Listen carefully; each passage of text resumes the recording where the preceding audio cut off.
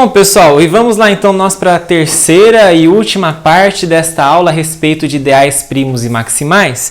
Agora essa terceira parte é a respeito de três teoremas bastante importantes na teoria de anéis, na teoria de ideais. São bastante importantes esses teoremas. Eu vou demonstrá-lo, mas a principal vantagem de nós aprendermos esses teoremas é poder usá-los na prática, como nós vamos ver nas últimas aulas deste curso, tá bom? Na semana seguinte. Bom, mas nesta aula de agora nós vamos ver esses três teoremas principais,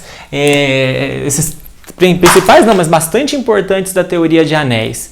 Primeiro, é importante nós lembrarmos que agora há pouco, nas partes anteriores, nós vimos um teorema que dizia assim: se o ideal ele é maximal, então ele é um ideal primo. Nós mostramos isso. Nós mostramos que todo ideal maximal é primo. E nós vimos exemplos de que a volta nem sempre é verdadeira.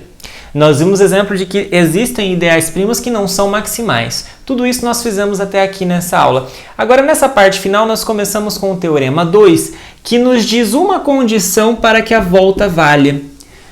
Se o ideal for primo e acontecer mais o que será que eu consigo, por exemplo, garantir que o ideal é maximal?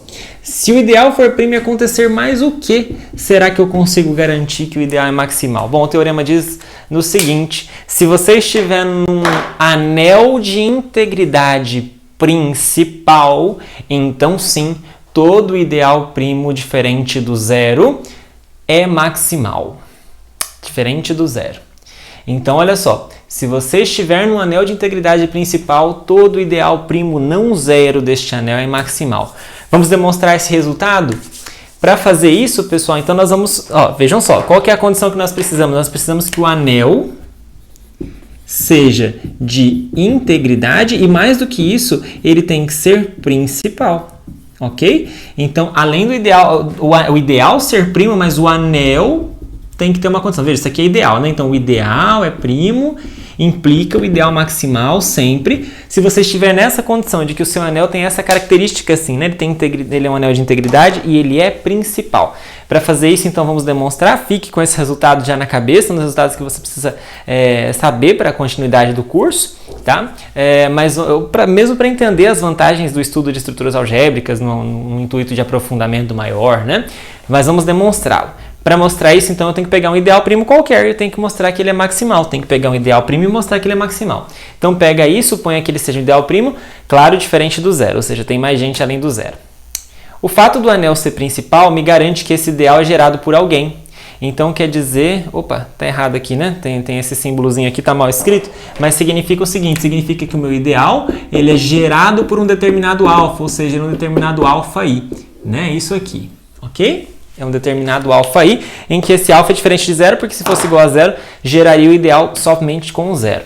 Bom, nós queremos mostrar que é maximal. E lembra que para mostrar que é maximal, eu tenho que tentar encaixar um ideal no meio entre o i e o anel, e mostrar que, na verdade, esse ideal ou ele é o i ou ele é o a. Tá certo? Então, seja j um ideal que esteja encaixado entre o i e entre o anel.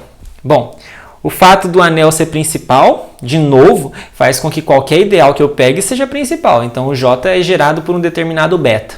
Então, olha, o i é gerado por um certo alfa e o j é gerado por um certo beta. Então, guarda essa figura na sua cabeça, essa ideia na sua cabeça. O i está contido no j, está contido no anel. Esse é gerado por um determinado beta. Esse aqui é gerado por um determinado alfa, né? Bom, vamos lá. Vamos relacionar o alfa e o beta. O fato do i estar contido no j faz com que o gerado por alfa esteja contido no gerado por beta.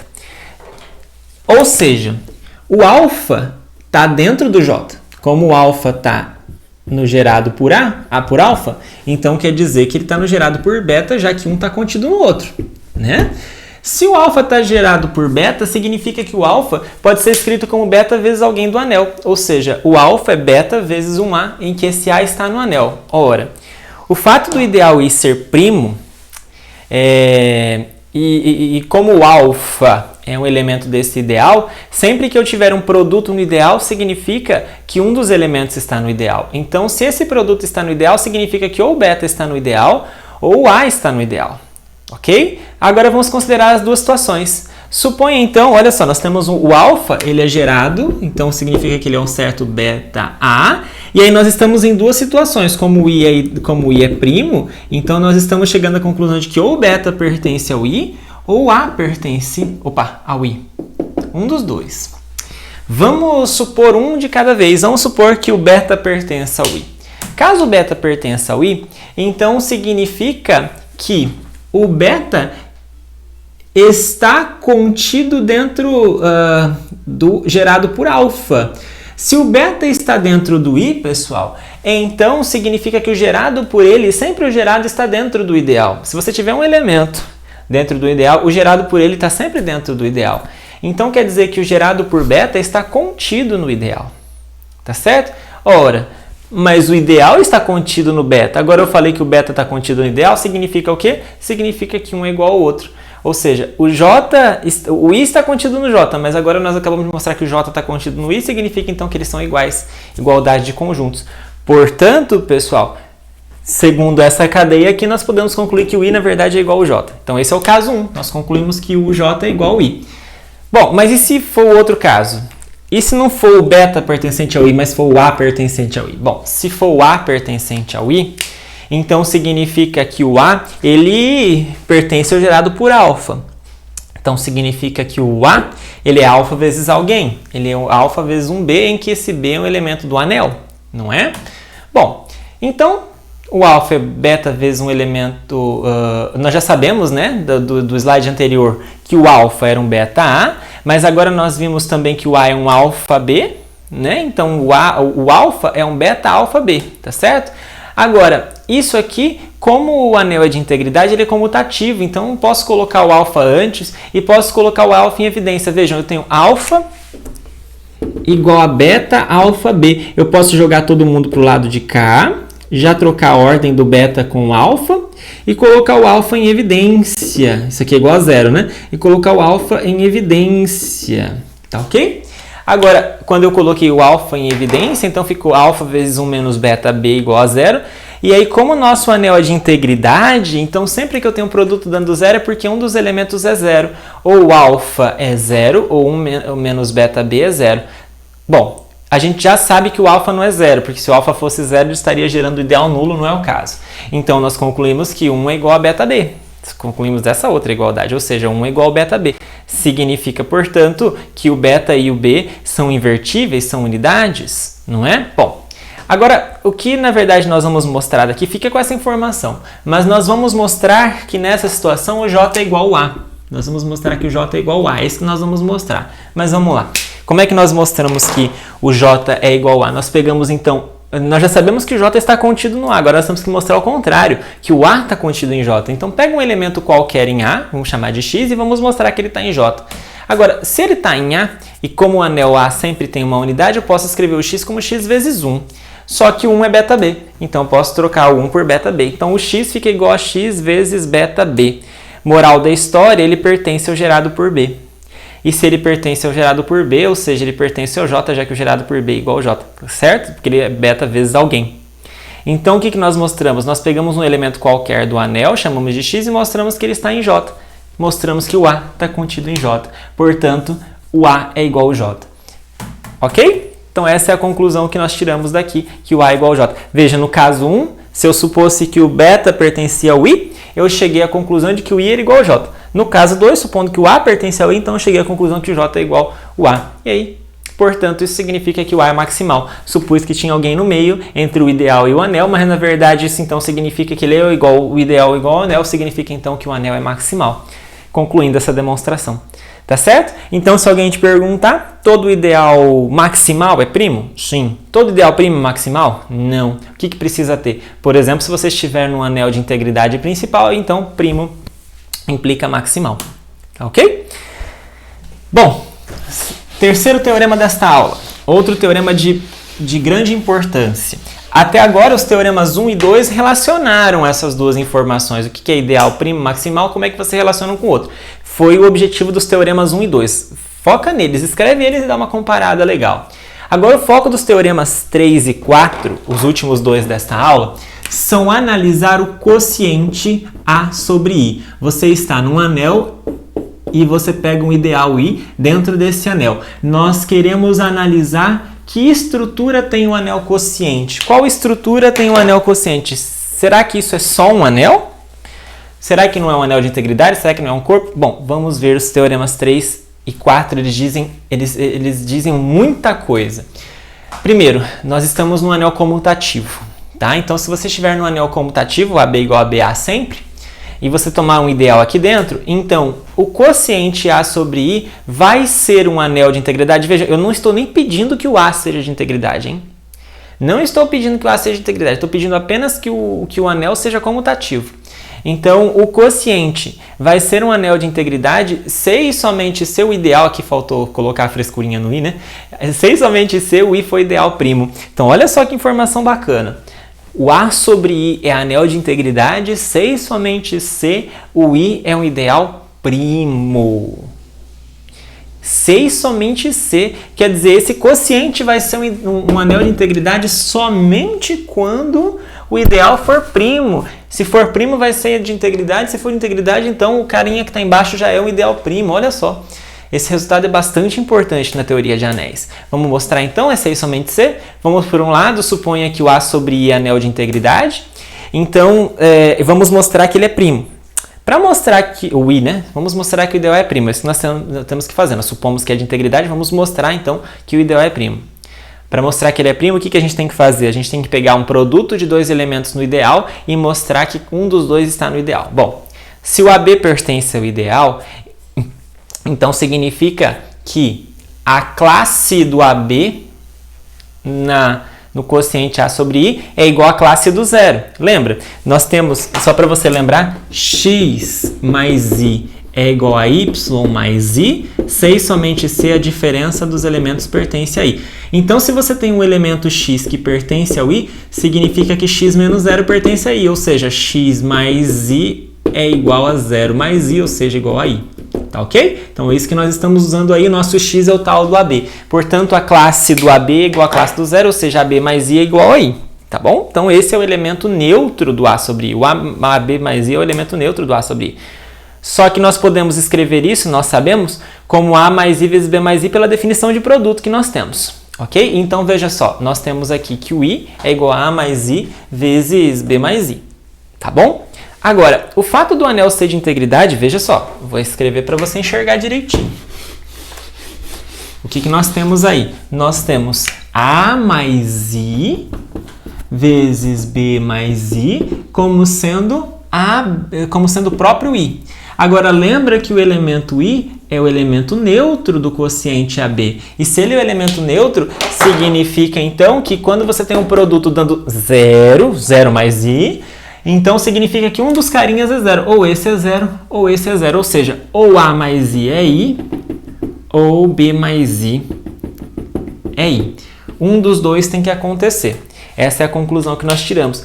Agora, se o A mais I é igual a I, então significa que o A menos zero pertence a I, ou seja, que o A pertence a I. Ora, se o B mais I é igual a I, significa que B menos zero pertence a I, ou seja, B pertence a I. Ou seja, nós começamos com um produto pertencente a I, chegamos à conclusão que um dos dois elementos está no I. Portanto, isso daí significa que o I é um ideal primo. Certo? Vamos mostrar a volta. Suponha agora que o ideal seja primo. Vamos mostrar que um anel é de integridade. Para mostrar que o anel de integridade, já que ele é comutativo, já sabemos que ele é comutativo, tem que mostrar apenas que o produto de dois elementos dando I, ou seja, dando zero, significa que um dos dois é o I. Então, suponha que A mais I vezes B mais I é igual a I. Vamos mostrar que A mais I é igual a I ou B mais I é igual a I. Bom, o fato disso aqui acontecer significa pelo produto que AB mais I é igual a I. Significa, portanto, que o AB menos zero pertence a I, ou seja, que o AB pertence a I. Se o AB pertence a I, o fato do ideal ser primo me faz concluir que o A pertence a I ou B pertence a I. Quando você tem um produto no ideal primo, então quer dizer que um dos elementos está no ideal? Sim. Agora, de novo, se o A pertence a I, significa que ele menos zero pertence a I, ou seja, ele é igual à classe do zero, ou seja, A mais I é igual a I. Por outro lado, se o beta pertence a I, significa que a classe dele, B mais I, é igual a 0 mais I, ou seja, igual a I. Um dos dois acontece. Supomos que A mais I, B mais I é igual a I, mostramos que A mais I igual a I ou B mais I igual a I. Bonitinho, não é? Ou seja, o A sobre I é de integridade, já que já sabemos que ele é comutativo, já que o A é um anel comutativo. Ok? Então, mostramos que um quociente, um anel quociente de integridade, C e somente C, o ideal é primo. E agora fechamos com o teorema 4. O teorema 4 diz assim, se você tiver de novo no anel comutativo e pegar um ideal dentro desse anel, então esse quociente A sobre I é corpo, C e somente C, o seu ideal, faltou a frescurinha aqui, né? C e somente C, o I, esse ideal, é maximal. Deixa eu resumir para você essa história. Deixa eu resumir para você o que está escrito nisso aí tudo. Nós estamos o seguinte, num mundo em que o anel é comutativo, em todas essas situações. E aí nós estamos dentro desse mundo em que o anel é comutativo, eu peguei um ideal dentro do A. E olha só, o que diz o teorema 3? O teorema 3 que nós vimos agora, ele diz o seguinte, o A sobre I, o quociente A sobre I é anel de integridade, ele é um anel de integridade, C e somente C, o I é primo. Agora, olha o que está dito no teorema 4, compara, olha só, teorema 4, o A sobre I é corpo, C e somente C, o I é maximal. Olha só, então quer dizer o seguinte, se o meu ideal for primo, eu garanto que o quociente é um anel de integridade, mas mais ainda, se ele for maximal, eu garanto que ele é corpo. Lembra que todo corpo é anel de integridade? Nós também já não mostramos que todo ideal maximal é primo? Não é isso? Então nós já sabemos disso, né? Nós já sabemos que todo maximal é primo, ou seja, nós sabemos que se o I é maximal, isso acontece, portanto o anel é de integridade. Mas estou dizendo mais do que isso, ele também é corpo. Pessoal, isso aqui da teoria é uma coisa fantástica, né? O que eu preciso para que o quociente seja um anel de integridade? Eu preciso que o ideal seja primo. O que eu preciso para que o anel seja corpo? Eu preciso que o ideal seja maximal. Pessoal, é por conta desses resultados que a teoria se formalizou. A gente precisa em uma série de situações, como envolvendo polinômios, do quociente. E quando nós precisamos do quociente, então nós estamos pensando na característica do anel, do ideal. O que o ideal tem de importante? Se o ideal for primo, o quociente é de integridade. Se o ideal for maximal, o quociente é corpo. Vamos demonstrar isso aí? Por um lado, vamos supor que o A sobre I é corpo. E se nós supormos que o A sobre I é corpo, então vamos lá. Para mostrar que é maximal, o que nós temos que fazer? Nós vamos supor que tem alguém entre o I e o A, como sempre. Só que aqui eu vou fazer uma suposição diferente. Já vou supor que tem... Nós queremos mostrar que é maximal, né? Então, deixa eu apagar aqui para a gente poder conversar melhor. Então, vamos lá. Você tem a seguinte situação. O I é um ideal contido em J, que é um ideal contido em A. Então, nós queremos mostrar, se o I for maximal, que é o que nós queremos mostrar, o que tem que acontecer? O I tem que ser igual ao J, ou, sei somente C, né, porque é definição, ou o J igual a. É isso que é ser maximal, não é? Vamos supor que o I não seja igual ao J. Vamos supor que o I está contido, mas não é igual ao J. E vamos mostrar, portanto, que o J é igual a. Tá certo? Nós temos que mostrar que uma das duas acontece. Então vamos supor que essa não acontece, vamos mostrar a outra.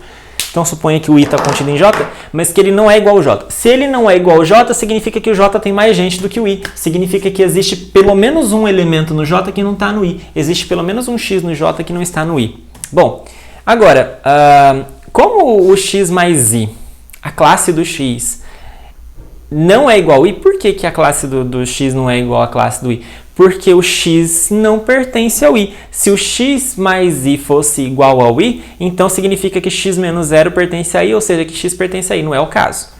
Então, significa que a classe do X não é igual à classe do 0.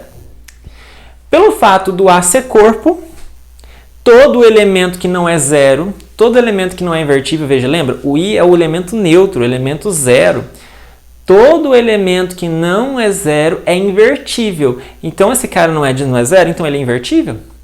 Se ele é invertível, significa o quê? Significa que existe um outro y mais i, tal que ele O x mais i vezes o y mais i dá a identidade, ou seja, 1 mais i. De novo, faltou o i fresco aqui. X mais i vezes y mais i é igual a 1 mais i.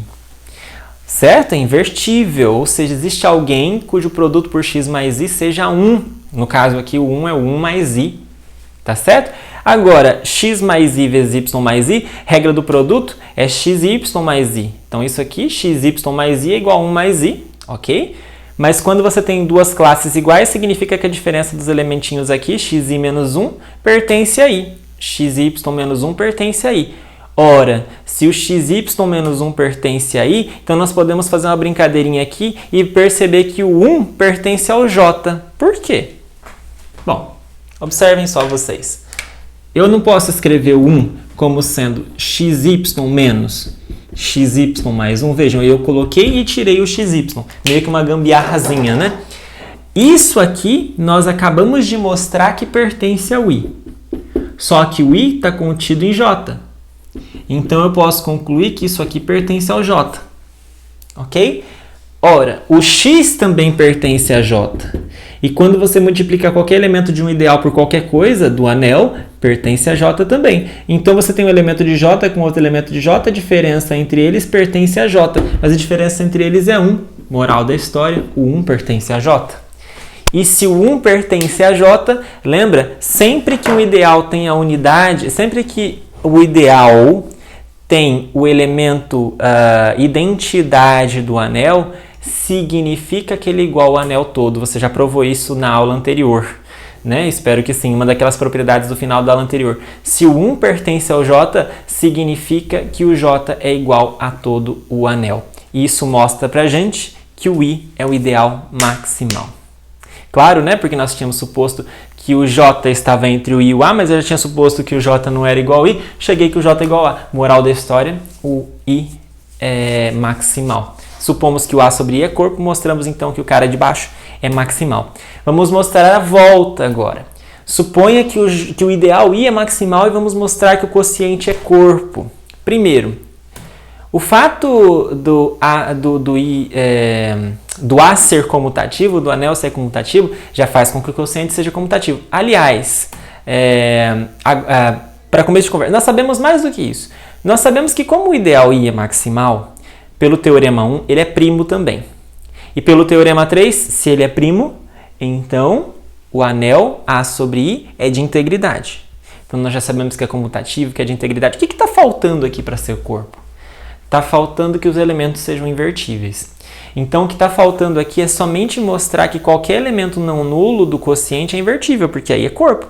Corpo é exatamente isso, quer dizer, um anel de integridade, um anel comutativo, em que todo elemento não nulo, ou seja, todo elemento diferente de I, nesse caso aqui, é invertível. Então, vamos mostrar que qualquer elemento não nulo é invertível, seja x mais i um desses elementos, seja x mais i um elemento não nulo, ou seja, a classe do x não é igual à classe do zero. Tá certo? Vamos mostrar que tem alguém que inverte ele. Bom, o fato do x mais i ser diferente do i faz com que o x não pertença a i. Se o x não pertence a i, eu vou criar, já que eu sei que o ideal é maximal, o que eu vou tentar fazer? Eu vou tentar criar um ideal entre o i e o a para poder brincar com ele. Então, eu já sei que o i é um ideal, eu sei que ele está contido no anel, e eu vou tentar colocar alguém aqui no meio. Quem que eu vou colocar aqui no meio? Veja só, eu vou colocar um ideal j, que é exatamente o ideal i mais o gerado, ou melhor, vou colocar na ordem que está ali. É o ideal, uma soma de ideais. É o gerado por x mais i. Esse é o ideal que nós queremos. É o ideal gerado por x mais i. Esse que está escrito aqui é exatamente o que eu estou dizendo para vocês. Ou seja, é qualquer elemento da forma. Vou usar as notações que estão ali. Alguém do anel vezes x mais alguém do ideal. Para qualquer alfa no anel, para qualquer y no ideal. Tá ok? Então é isso que nós estamos fazendo. Nós estamos pegando o ideal que seja soma. Claro, pelo fato do ideal ser soma, então você já sabe de alguma propriedade lá da aula anterior, propriedade 3, se eu não me engano, da aula anterior, que a soma de dois ideais é um novo ideal. Então o J é ideal, você pode justificar usando aquela propriedade da aula anterior. Segundo, por definição, o I está contido em J. Por quê? Porque quando você faz a soma de dois ideais, os dois ideais estão contidos dentro dele. Então, o I está contido dentro da soma, o I está contido dentro do gerado por x mais I. E outra coisa, como você está fazendo essa soma, é claro, o gerado por x está dentro desse ideal. Se o gerado por x está dentro desse ideal, então quer dizer que o x está dentro desse ideal. Ou seja, o x está dentro do j. O x está dentro do j. Para você perceber mais claramente, basta eu tomar o alfa igual a 1 e o y igual a 0, você vai ver então que o x está dentro desse ideal. Tá certo? Então a moral da história é que de fato esse j é um ideal do A, está contido no I, não é igual ao I, não é igual ao I, tem mais gente do que o I, é um ideal de A, ok? E, bom, repetindo mesmo, é um ideal de A, contém o I, tem alguém que não está no I, ou seja, ele é contido diferente, mas o I é maximal, professor. Exatamente, como o I é maximal, o que eu vou concluir? Que o J é igual ao A. Quando eu encaixo um ideal entre o I e o anel, isso não seria possível. Então quer dizer que o J ou é igual ao I ou igual ao A. Igual ao I eu já vi que ele não é, mas então ele é igual ao A. Moral da história, o J é igual ao A, já que o I é maximal. O fato do J ser igual ao A faz com que o elemento unidade do A pertença a J, ou seja, o 1 pertence a J. Mas se o 1 pertence ao J, então significa que eu posso escrever ele como alguém vezes x mais alguém do ideal. Ou seja, o 1 ele é um alfa x mais y, que o alfa está no anel e o y está no I, não é? Bom, mas isso aqui faz com que, ao fazer a diferença, alfa x menos 1, isso aqui vai dar menos y. Joga para cá, 1 menos alfa x ou alfa x menos 1 vai dar y menos y. Mas o y é elemento do ideal, ou seja, alfa x menos 1 é igual a menos y, que é um elemento do i, portanto, alfa x menos 1 é i, ok? Perceba você mesmo aí, ó. Faz a conta. Alfa x menos 1 você vai perceber que é y, só que y é um elemento do ideal, portanto, alfa x menos 1 pertence ao ideal. Quando você tem uma diferença pertencente ao ideal, é porque a classe desse é igual a classe desse dentro do anel quociente, ou seja, alfa x mais i é igual a 1 mais i. Ora, alfa x mais i você consegue separar em duas partes, em dois produtos. Alfa x mais i é alfa mais i x mais i. Então, alfa mais i x mais i é igual a 1 mais i. Moral da história, você encontrou um carinha, você encontrou uma classe dada por esse alfa, que quando você opera ela, multiplica ela com a classe do x, isso dá a classe do 1. Portanto, o que isso significa? Significa que o alfa mais i é o elemento inverso do x mais i, ok?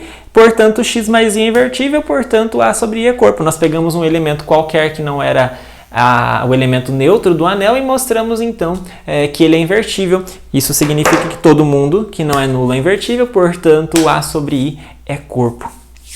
Tá certo? O A sobre I é corpo.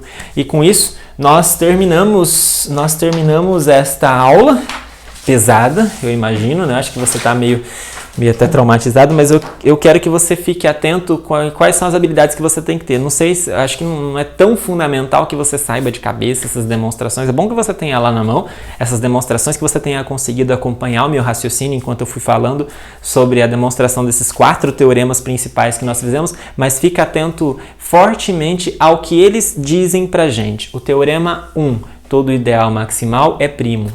Teorema 2, num anel de integridade principal, todo ideal primo é maximal. Mas nós vimos exemplo, e fica atento com o exemplo, que nem todo ideal primo é maximal.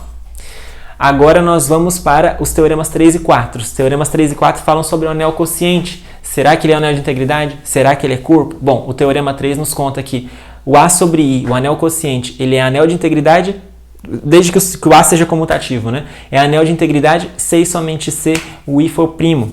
E aí o teorema 4 vem e diz algo mais ainda. O A sobre I vai ser corpo, C e somente C, o anel for maximal. E aí com esses últimos 2 teoremas eu espero que você tenha entendido qual é o objetivo das definições de ideal primo e maximal. É tratar do quociente, é entender qual é a estrutura de anel que o quociente tem. Hora de anel de integridade, que é bastante importante, hora de corpo, que é mais importante ainda. Tá bom? Então, com isso, nós terminamos esta aula sobre ideais primos e maximais. Desejo a você bons estudos e até a próxima aula.